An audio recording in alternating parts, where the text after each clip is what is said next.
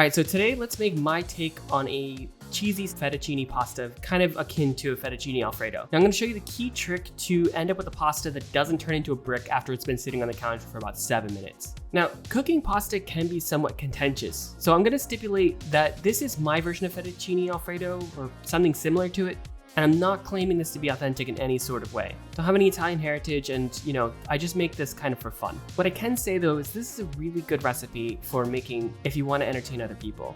It always comes out really delicious, and it's a very, very simple recipe. If you're just dipping your toe into cooking and you want to try to make something to impress people, I think this is the recipe for you. But with all that being said, for any more information on any of the mistakes I made in this video, please check out the angry comments down below. All right, so let's get into it. So the recipe comes together quick, and so it's not a bad idea to have everything ready and measured out before you start cooking. It'll save you a little bit of panic later on down the line. So the first thing we're gonna measure out is our Parmesan cheese that we're gonna use. For 1/2 pound of pasta, we need about 65 grams or about 2.3 ounces of Parmesan cheese. And I don't really recommend going by volume here because you can see it's quite fluffy and it's kind of hard to measure. So really, if you can, try to use a scale. If not, it looks like it's about 1.5 cups worth of Parmesan cheese. And man, no matter how careful or clean I try to be, these box graters just seem to send bits of cheese or whatever else I'm grating flying in all directions. So sorry for that. Okay, next we need to measure 1/4 cup or about 56 grams of butter. And then next we're gonna need about 18 grams of salt. And this is what we're gonna use to season our water. Now normally this doesn't really matter as long as it's salty, but since we're gonna use some of the pasta water later, we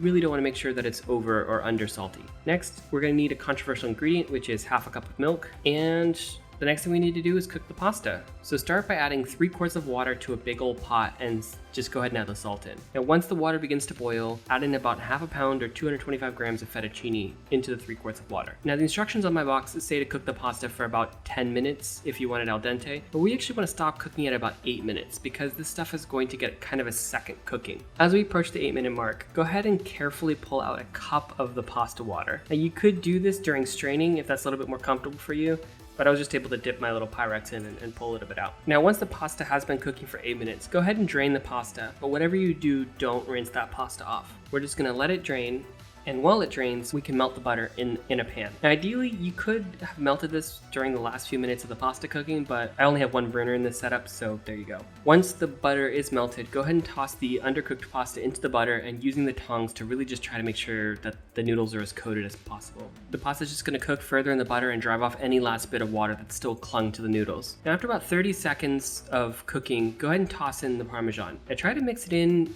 or just at least get it somewhat equally distributed. Just try to mix it in and, after it's somewhat equally distributed, go ahead and add the milk in. And then we can just immediately follow that with about 1/4 cup of the pasta water. Now the milk is actually optional and you could just thin this down with pasta water alone, and it's still pretty tasty.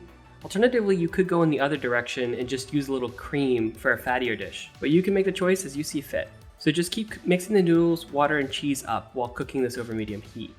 Now at first, this is not gonna look great. Pasta, the cheese, and the water aren't really gonna mix, and you're gonna think I'm some sort of internet charlatan who's out to trick people for internet views. However, just keep stirring, and as the pasta continues to heat up, the starch from the water will thicken and emulsify everything together into a nice, uniform pasta-y goodness. Now for me, I was able to use the timer on my camera, and I can see that this whole mixing process from the noodles into the pan to when it was done was exactly 5 minutes.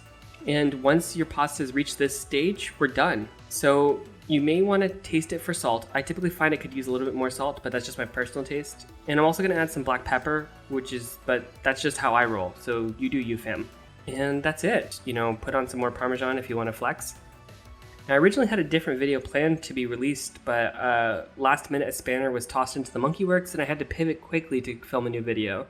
Now, to be honest, the fact that I was able to film and push out this video in a few hours is really a true testament to how simple this recipe is. I really recommend it, and it will really make anybody happy.